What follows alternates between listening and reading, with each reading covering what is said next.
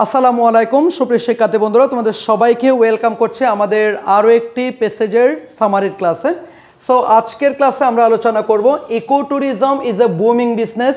যে প্যাসেজটা আছে সেই প্যাসেজের সামারিটা তোমরা জানো, এটা তোমাদের ফাইনাল পরীক্ষার জন্য খুবই গুরুত্বপূর্ণ একটা সামারি।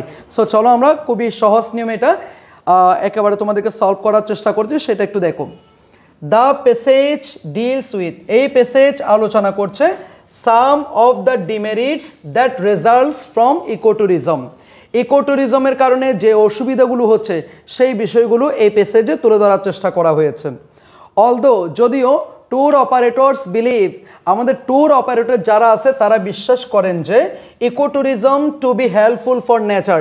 ইকোট্যুরিজম যদিও তারা মনে করেন যে ইকোট্যুরিজম হচ্ছে প্রকৃতির জন্য খুবই সহায়ক, but studies have shown that, গবেষণায় দেখা গিয়েছে যে it has disturbed the ways of animals behaviour, এটা হচ্ছে যে কোনো প্রাণীর আচার আচরণে বাধা সৃষ্টি করছে।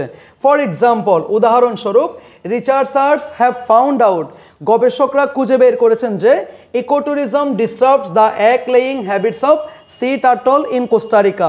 কোস্টারিকার যেই সামুদ্রিক যে কচ্ছপগুলো আছে তাদের এগ লেয়িং হ্যাবিটেটসকে তারা বিঘ্ন সৃষ্টি করেছে। Posing a threat to their nesting habitat, তাদের যে বাসস্থল সে বাসস্থল হারানোর ক্ষেত্রে তারা একটা হুমকি হয়ে দাঁড়িয়েছে।